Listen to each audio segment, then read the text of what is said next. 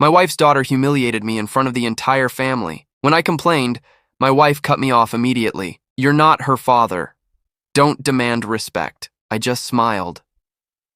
The next day, I cut everything off. Her college, her apartment, her car, her phone, and her credit card. Everything vanished. I didn't say a single word when she came up and slapped me across the face. It was my stepdaughter's 21st birthday dinner, an expensive steakhouse. 20 relatives at the table, and I was paying the $3,000 bill. All I had done was ask Chloe to lower her voice because she was mocking the waiter. She didn't just react badly. She exploded. "You're a pathetic loser, Michael," she spat, her voice echoing through the suddenly silent restaurant. "You're just the guy who pays the bills. You have zero authority over me. You're nothing but a bank account with a receding hairline." Then she threw her wine glass. Red wine soaked through my white shirt. I looked at my wife, Emily, expecting her to step in, defend me, at least look horrified. Instead, Emily leaned closer and whispered loudly enough for the whole table to hear, "Sit down, Michael. You're embarrassing her. You're not her father. Don't demand respect from a girl who owes you nothing." The table burst into laughter. The laughter lasted less than it felt like it did. 5, maybe 6 seconds. But in my mind, it hung in the air like someone had held down a piano key too long. I saw Emily's cousin cover her mouth with her napkin. I saw Uncle Richard stare at his plate with a crooked smile. I saw the cousin's husband lean over and whisper something into her ear that made her laugh again, this time quieter. I saw Chloe, still standing there with the empty glass in her hand, drop it onto the table with a hard clink before sitting back down, satisfied. Emily, beside me, didn't even look at me. She picked up her napkin from her lap, folded it twice, and set it neatly beside her plate. Then she took a sip of water. The calmness of it all was what stunned me the most. Like she had just settled a minor inconvenience. I stayed seated. The wine dripped down the collar of my shirt in a cold line against my skin. I could smell the sweet acidity of the Cabernet. I could feel the weight of everyone's eyes pretending not to look at me. The waiter Chloe had been mocking approached with a white towel in his hands and stopped about 3 feet away, unsure whether to come closer. I gave him a small gesture that meant, "It's fine." He nodded and stepped away. I didn't answer Emily. I didn't answer Chloe. I didn't look at anyone who had laughed. I picked up my napkin, carefully wiped my chin and neck, folded the napkin into quarters, and placed it beside my untouched glass of white wine. "Dessert?" Emily's sister called from the other end of the table in a high-pitched voice, clearly trying to change the subject. She waved at the waiter. "Can we get dessert menus?" The waiter returned with 11 menus and passed them around the table. When he reached me, he handed mine over with a small nod. I opened it, read every line carefully. Dark chocolate tart with sea salt, Madagascar vanilla creme brulee, yuzu cheesecake, artisan ice cream trio. I read the prices too. 24, 26, 22, 18. If all 20 people ordered dessert, it would add another $450 to the bill, plus coffee, plus after-dinner drinks, plus tip. "I'm getting the cheesecake," Chloe announced loudly, as if nothing had happened, "and a double espresso." "I'll take the chocolate tart," said Emily's cousin. "Creme brulee for me," Uncle Richard added. Everyone ordered. Emily's sister even wrote down the choices on her napkin like she was officially managing the birthday dinner. When it reached my turn, I looked up from the menu. "I'm not having anything," I said calmly. Emily's sister paused for half a second too long, unsure how to react. Emily stayed perfectly still beside me. "Are you sure, Michael?" her sister asked with a polite smile. "Yes." "Well, all right." The waiter collected the menus and walked away. Conversation slowly returned around the table in smaller groups. Vacations, traffic, someone's new house. No one spoke to me. I sat there in my stained shirt, hands resting on my lap, staring at the centerpiece of white hydrangeas leaning slightly toward my side of the table. And in those next few minutes, I thought about strange things. I thought about my father, who had died 2 years earlier. I remembered something he once told me when I was 32 and about to marry Emily. We had been standing alone in his kitchen while he poured coffee. Without looking at me, he had said, "Son, some women choose you because they love you. Others choose you because you're useful." At the time, I had dismissed it as bitter old man advice. Now, sitting there with wine soaking into my shirt, the sentence came back with the clarity of something spoken 5 minutes ago. Then my thoughts became more practical. Automatic payments, monthly withdrawals, Every contract I had signed over the years, every guarantee, every authorization, and how many of those signatures were still active at that exact moment while I sat there humiliated in that restaurant? Probably all of them. I started mentally listing them one by one. Chloe's tuition came directly out of my checking account every semester. Her apartment lease was in her name, but I was the guarantor. The car loan was under my credit.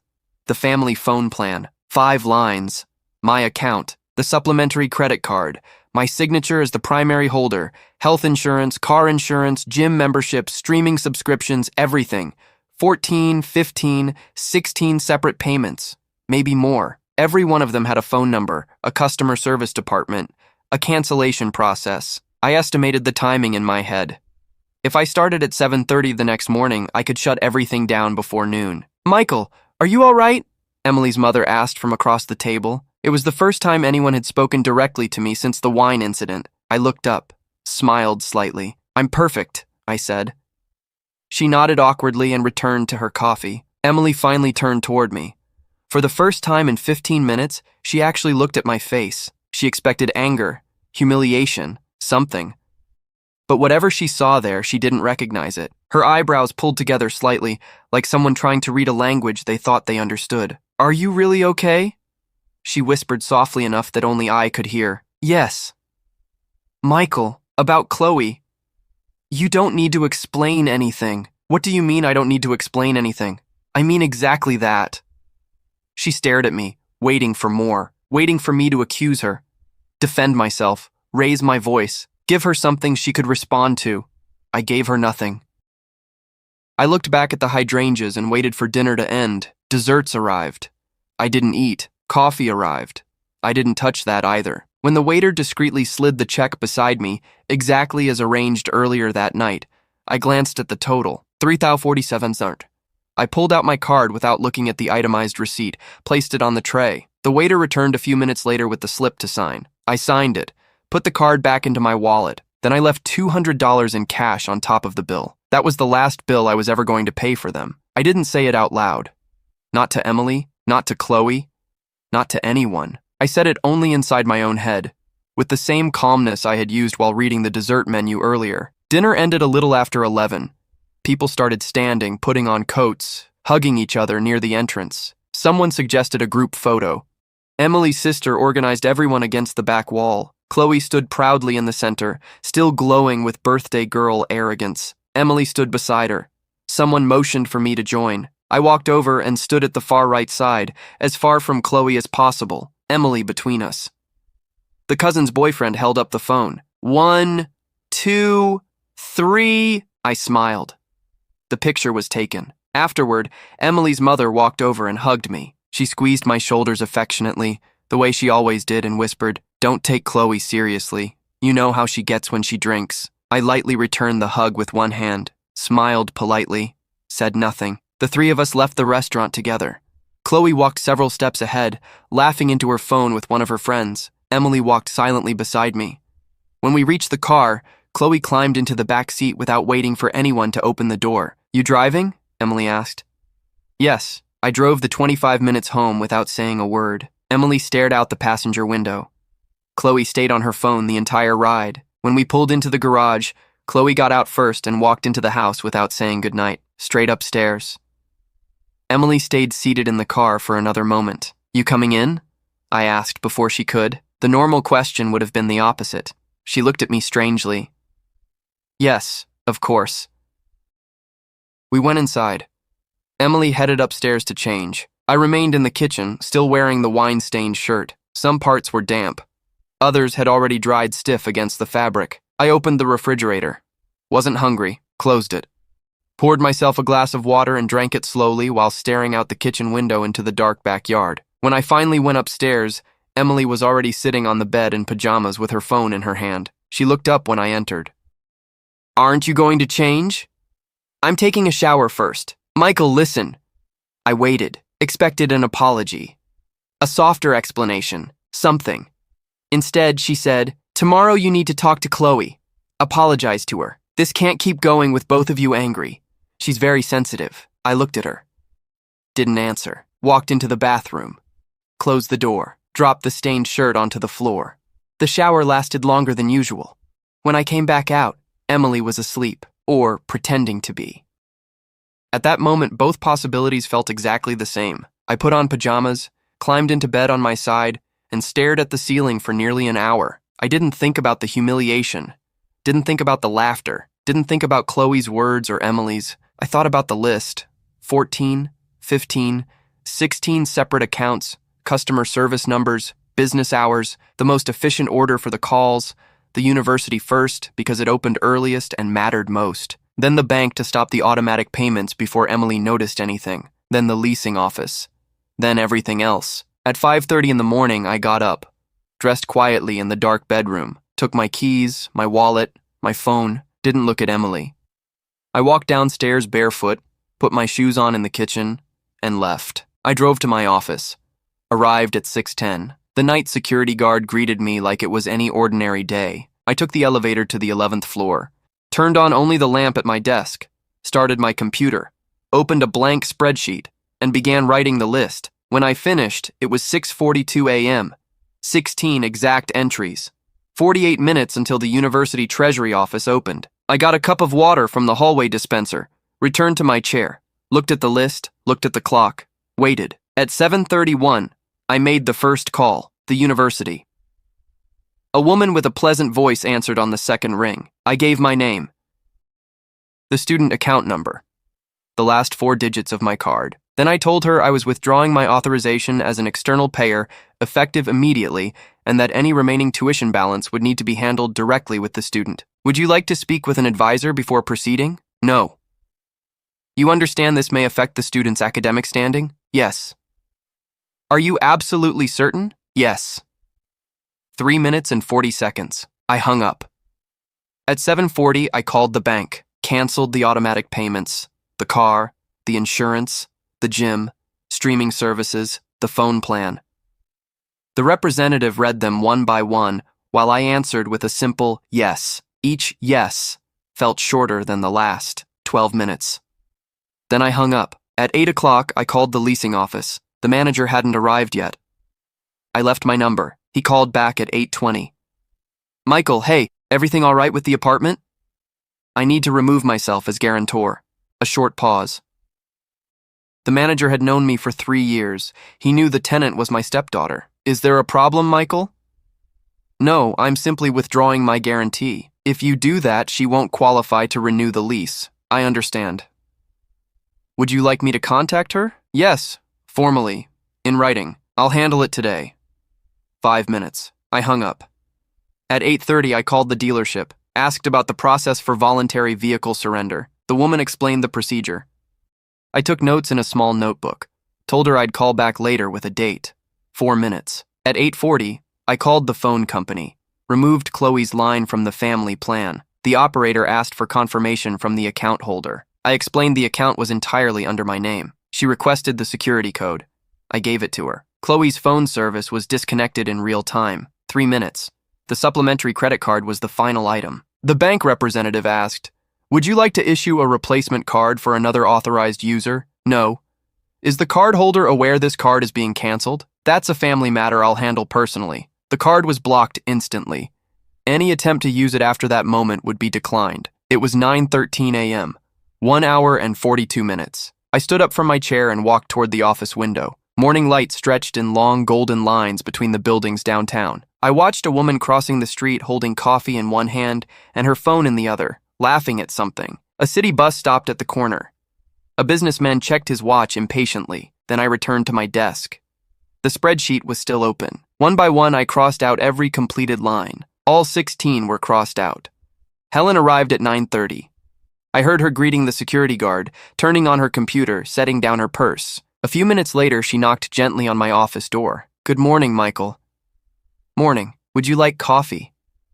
Yes, please. Helen had worked with me for 12 years. She looked at me for 1 second longer than usual, but asked no questions. When she returned with the coffee, she placed it quietly on my desk. I took a sip. It was good. At 9:47, my personal phone vibrated inside the desk drawer. Emily. I didn't answer. At 9:51, it vibrated again. 9:55, 10:02, 10:05. The first text message arrived, then the second. then the third. 27 messages over the next 30 minutes. I read none of them. I silenced the phone completely and placed it back into the drawer. At 10:45, the direct office line rang. Only 5 people had that number. I stared at the phone. 3 rings. 4. Then I answered. Michael. Emily's voice, hoarse. Emily. Where are you? At the office. Chloe called me. The university told her you withdrew tuition payments. The leasing office called. The dealership called. The phone company called. What is happening? What you said last night. What? What you said last night. Silence. I heard her inhale sharply, then her tone changed. No longer confused, now cautious. Like someone beginning to realize the ground beneath them had shifted. Michael, we need to talk. Yes. Tonight. At home.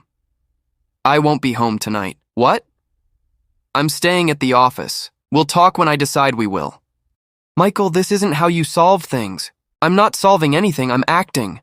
Then I hung up. A few seconds later, Helen knocked softly on my office door. Michael, there's someone at reception asking to see you. No appointment. Says it's urgent. Who is it? Your mother-in-law. I looked up slowly. Helen stood there with her usual calm expression, but I could tell she already understood something fundamental had changed. Tell her I don't accept walk-ins.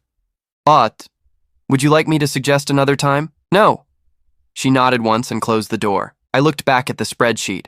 16 crossed-out lines. Then I closed the file without saving it. Opened my calendar. Crossed out the reminder that said, home, 6 p.m. Replaced it with, dinner alone. At 11:30, I called my accountant. I had known Frank for 9 years. I told him I needed a complete review of every transaction made on the supplementary credit card over the last 24 months, and I wanted it that same afternoon. Anything specific you're looking for? He asked. Everything. At 2:10, Helen informed me Frank had arrived. I told her to send him in. Frank carried a thick folder and a laptop. He sat across from me, opened the computer, and turned the screen in my direction. Before we begin, he said carefully, I need to ask if you're sure you want to see this. Yes. There are things here I didn't expect to find. Show me. Frank pointed to the first column. Charges well above the normal spending limit, repeated over 23 months. At first, they had been small, then larger, boutiques, restaurants, luxury hotels, spas, a cosmetic clinic, a travel agency, an online course that cost $4,000 and had never been completed. How much total? I asked. $42,800. In 2 years? 23 months. I stared at the screen. Oddly enough, I didn't feel anger. I felt clarity. The kind of clarity that comes when you finally finish a puzzle and realize the picture had always been obvious, just scattered. These charges were approved by the supplementary card holder, I said. Yes. But there's something else. Frank opened another window. Monthly account statements. Every one of them digitally signed by Emily in her role as household financial administrator. Your wife approved these statements 23 months in a row without dispute. You're sure she signed them? I have the scanned signatures. I can compare them to your marriage certificate if you'd like. That won't be necessary. Frank waited. He knew enough to stay silent until I asked. Anything else? Yes. He opened another tab. A pattern of hotel expenses appeared on the screen. Same hotel. A city 3 hours away. 12 visits over 23 months. Double rooms. Room service. Spa charges. Restaurant bills. Chloe? I asked. The supplementary card was used, but I don't believe these charges were hers. Frank pointed at the dates. They match your wife's supposed work trips, the same trips you listed when we filed her travel deductions. I rested both hands against the desk. Didn't respond immediately. So Emily used Chloe's card? That's the most likely explanation. The signatures? Chloe's signature appears on the hotel receipts, but the dates don't match her university schedule or travel records. They match Emily's. So Chloe signed the receipts for her? That's what it looks like. Frank half closed the laptop and leaned forward. One more thing. The account statements were signed by Emily, but the email address receiving the fraud alerts wasn't yours. I looked up. It wasn't? No, it was a Gmail account not listed in the original contract. Whose? Emily's. How do you know? Because the account was linked to her phone number, and the phone plan was under your name. He paused. When you shut off the phone plan this morning, the security verification failed, and all pending alerts automatically rerouted to the primary account holder, me. This morning, Frank continued, your personal inbox received every pending alert from the last 6 months. I opened my personal email. 29 unread alerts sat there grouped together by date. Charges above spending limits.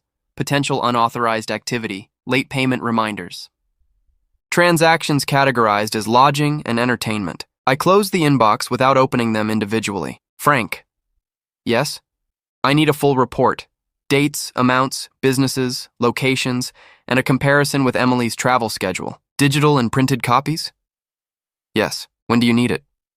Friday. Done. I nodded once, then added, and I need the name of a divorce attorney. A good one. Discreet. Frank didn't ask questions. He pulled a sheet of paper from his folder, wrote down a name and phone number, then slid it across the desk. She's the best in the city. Tell her I referred you. Thank you. Frank packed up his laptop. At the door, he stopped and looked back at me. Michael, are you all right? Yes, you seem calm. I am. He nodded and left. I remained alone in the office. I looked at the attorney's name, folded the paper in half, placed it inside my top drawer. Then I reopened my personal email, selected all 29 alerts, and moved them into a new folder titled Documentation. At 4:30, Helen knocked again. Michael, the reservation for 7 o'clock has been confirmed. Table for 1. Thank you, Helen. One more thing. Your wife called 4 more times. I told her you were in meetings all day. Thank you. Helen lingered at the doorway for a second. Do you need anything else? Not right now. She closed the door.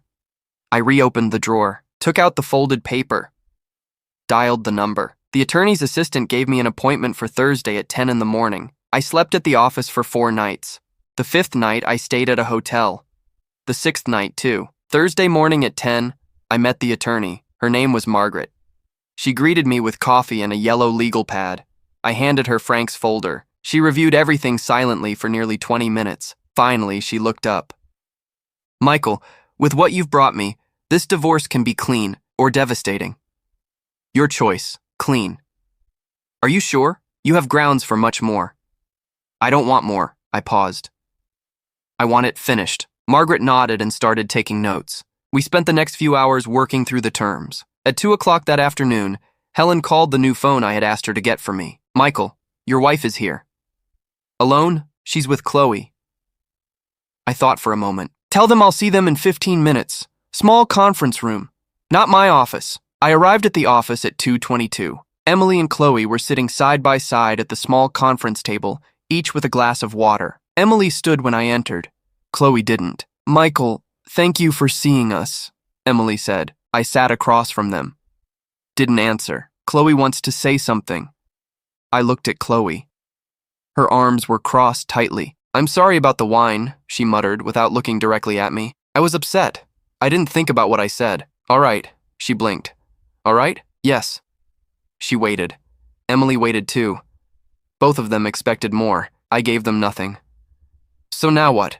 Chloe asked. What do you mean? Are you giving my stuff back? No. Her expression hardened immediately. What do you mean, no? I mean exactly that. I folded my hands calmly on the table. You or your mother can pay for college. The apartment lease is canceled. The car gets returned next week. The card stays blocked. If you want a phone, open an account under your own name. Chloe opened her mouth, then closed it again. She looked at Emily. Emily looked at me. Michael, you can't do this. It's already done. She's our daughter. She's your daughter. I held Emily's gaze. And she's 21 years old. Emily took a slow breath. Her tone changed completely. Soft now. Careful. Michael, I know you're hurt because of the birthday dinner. I'm sorry. Truly. What I said was wrong. I looked at her steadily. Emily, I said quietly, do you recognize the charges from the Alameda Hotel? Everything in her face froze. Chloe looked between us. What? She asked. The Alameda Hotel? 12 visits over the last 23 months, I continued calmly. Paid using Chloe's supplementary card. Emily didn't answer. Chloe's eyes widened. Wait, was that the Sedona trip, Mom? The one you said was for work? Emily kept staring at me. Her face had changed. No longer the face of someone trying to negotiate. Now it was the face of someone calculating exactly how much I knew. Michael, she said carefully, that's something we can discuss another time. There is no other time. We can talk privately. We talk now, or we don't talk at all. Emily swallowed. Michael, I stood up. Margaret, my attorney, will contact both of you sometime this week. I looked at Emily first. For you, regarding the divorce, then at Chloe. For you, regarding the unauthorized charges on your card. $42,800 over 23 months. What? Chloe nearly shouted. Unauthorized charges? What are you talking about? The receipts you signed. I didn't sign anything. Yes, you did. Every hotel receipt, every boutique purchase. I kept my voice level. Your signature appears on every document. If you claim those weren't yours, then it becomes identity fraud and potentially a criminal matter. If you admit they were yours, then it becomes debt. I paused. You can decide which one it is. Chloe stared at her mother.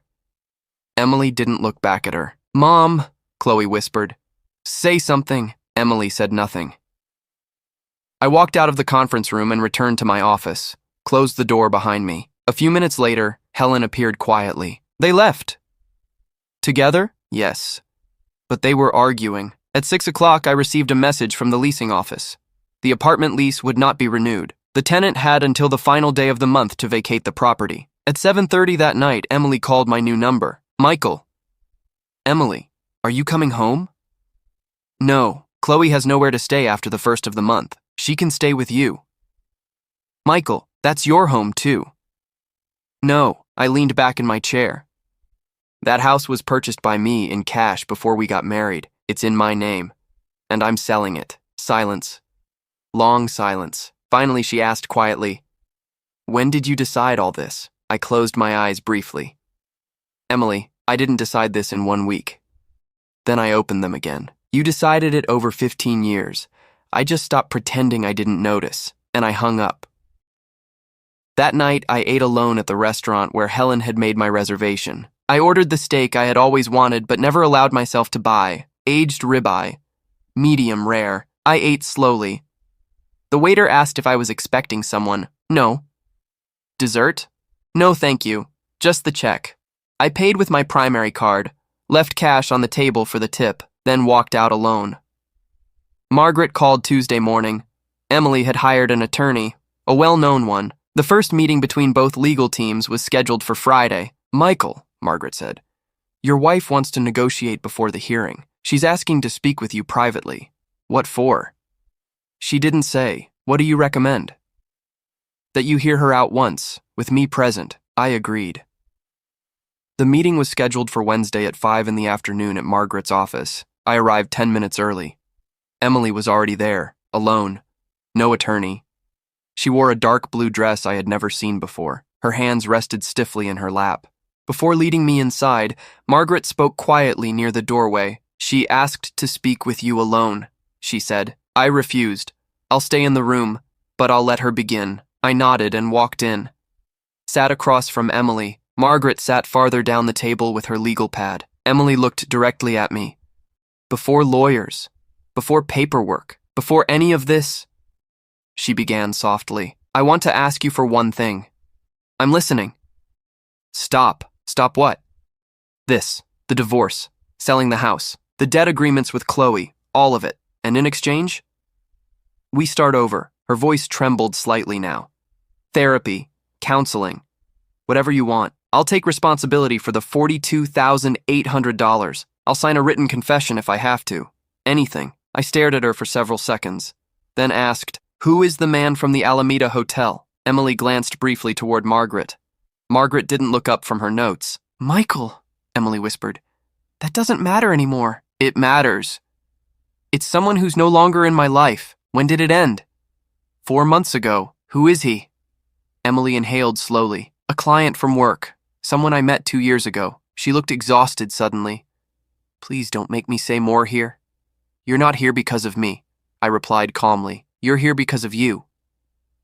Emily lowered her eyes. For the first time in 15 years, I saw her without the performance. No confidence, no control, just someone tired of holding together a lie. Michael, she said quietly, I know I ruined everything. I know the birthday dinner was the final straw, but we spent 15 years together. 15 years can't disappear in 1 week. I leaned back slightly. Emily. I didn't erase those 15 years. My voice remained calm. You erased them every time you signed a statement knowing there were hotel charges from the place where you were meeting him. I paused. Every time you let Chloe sign receipts to cover for you. Another pause. And every time you sat me at a family table so I could pay the bill for people helping you humiliate me. Emily looked up again.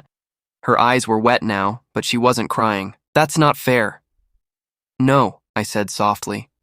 It's exact. She stared at me silently, then finally whispered, I loved you. I almost smiled. 2 years ago, I said. My father told me something I didn't understand at the time. I folded my hands together. He said there are women who choose you because they love you, and women who choose you because you're useful. I looked directly into her eyes. He was right. Emily closed her eyes for a long moment, then opened them again. So there's nothing I can do? Yes, I answered. You can sign the papers Margaret sends you on Friday. You can take responsibility for the $42,800 so Chloe doesn't end up with a fraud investigation. And you can stop calling my new phone. Emily stared down at the table, then quietly asked, Are you going to tell Chloe about the hotel? No. Why not? Because it isn't my story to tell. I paused. If you want your daughter to know who you really are, then you tell her. Emily stayed silent. One more thing, I added. She looked up. I am selling the house, but not immediately. I'll wait 3 months so the two of you can figure things out first. Emily nodded slowly. Picked up her purse. Stood. For a second she just looked at me. Then asked the question I think she already knew the answer to. Do you really not love me anymore? I held her gaze. Emily, I stopped loving you a long time ago. A small pause. I just didn't admit it to myself until Chloe's birthday. Emily left the room without another word. Margaret quietly closed her notebook. That was the right thing to do, she said. I know. How do you feel? I thought about it honestly before answering. Fine. That night, for the first time in 12 days, I drove back to the house. Emily wasn't there. Chloe wasn't there either. The place felt hollow, silent. I went upstairs to the bedroom and opened the closet, took out 2 suitcases, packed my clothes, my books, personal documents, the framed photograph of my father, the watch he had left me. Then I carried the suitcases downstairs and loaded them into the car. Before leaving, I walked into the study. There was an envelope on the desk with my name written in Emily's handwriting. I opened it. Inside was a 3-page letter. I read it standing up. It wasn't an apology. It was an explanation about the client, about loneliness, about how everything had started, about Chloe, and how Chloe supposedly knew nothing, about a feeling Emily described as losing herself. When I finished reading, I folded the pages carefully and slipped them back into the envelope. Then I left it on the desk. I didn't take it with me. I turned off the lights, locked the front door, and drove back to the hotel where I'd been staying. At 1 a.m, my phone buzzed. Unknown number. I checked the message. My name is Daniel Rivera. I need to speak with you. It's about Chloe. I know it's late. Call me when you can. I stared at the screen for several seconds, saved the number, turned off the light, and went to sleep. I called Daniel Rivera Thursday morning at 9. We met at a small coffee shop near my office. He was a man in his early 50s, thin, plain clothes, a worn leather folder tucked under his arm. Thank you for meeting me, Mr. Michael. Just Michael, he nodded. Michael, I'm Chloe's biological father. That didn't surprise me. Something inside me had already expected it. How did you find me? I've been trying to contact Chloe for years, he explained quietly. Emily changed numbers, changed addresses twice. My letters kept coming back. He hesitated. Last week, I saw a leasing notice connected to your name. It mentioned the guarantor for my daughter's apartment had withdrawn support. I found your company after that. What do you want from me?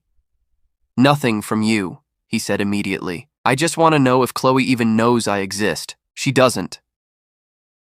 Daniel nodded slowly, not shocked, almost like he had rehearsed hearing that answer for years. Did Emily tell her I was dead? Yes, he lowered his eyes briefly. For 16 years, I've paid child support every month. he said quietly. Emily never allowed me to see her. He opened the folder and pushed it toward me. Inside were copies of monthly payments dating back 16 years, returned letters stamped unknown recipient, court documents, restraining orders that had later been dismissed for lack of evidence. Every page carried Emily's signature. Why come now? I asked. Because Chloe turned 21. He folded his hands together. I'm no longer a father trying to force rights onto a child. I'm just a man who wants his daughter to have the option of deciding whether she wants to know me. He gave a faint smile. That's why I waited. I closed the folder and handed it back. Daniel, I'm not the person who should give Chloe this information. It isn't my story. I understand. I thought for a moment, then nodded slowly. I'll give you my attorney's number, Margaret. She can explain how to contact Chloe legally without going through Emily. Daniel's expression softened immediately. Thank you. One more thing, I added. When Chloe meets you, if she chooses to, my name stays out of it. Of course, I'm not part of that conversation. You won't be. We finished our coffee in silence. Then I paid the bill and left. The divorce was finalized 2 months later. Emily accepted every condition. She took responsibility for the $42,800 and arranged a payment plan. Chloe signed an agreement acknowledging the debt under her name, but Emily officially assumed it to avoid fraud charges. The house remained legally mine. Emily moved into a rented apartment. 4 months after the divorce was finalized, I sold the house. Then I bought another one, smaller, in a different neighborhood.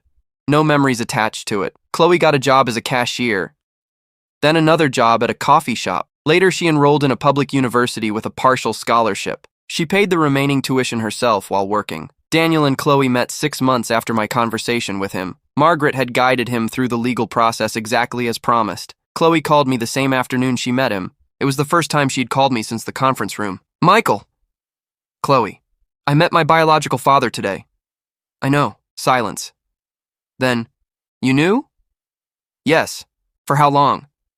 Since before your mother signed the divorce papers. Why didn't you tell me? Because it wasn't my place to. A long pause followed. Then she asked quietly, Can I buy you coffee sometime? Yes. We met the following Saturday. Chloe arrived 15 minutes late. She wore simple clothes, no makeup. She looked thinner, older somehow. She didn't hug me. Hi, Michael. Hi, Chloe. She sat down and ordered black coffee. She didn't talk about Daniel. Didn't talk about Emily either. She talked about work, classes, the tiny room she was renting near campus. I listened. When the coffee was nearly finished, she reached into her bag and pulled out an envelope, set it on the table between us. What's this? The first $250 toward the $42,800. I looked at the envelope. I know my mother is paying it, Chloe continued quietly, but I want to pay you back myself, month by month, every dollar. Chloe.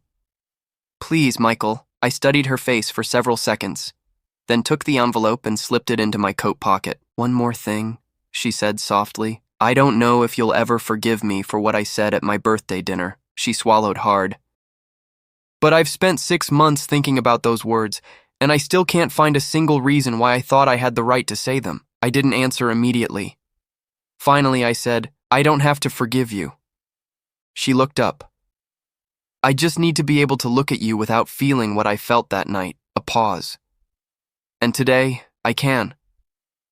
Chloe nodded slowly, didn't cry.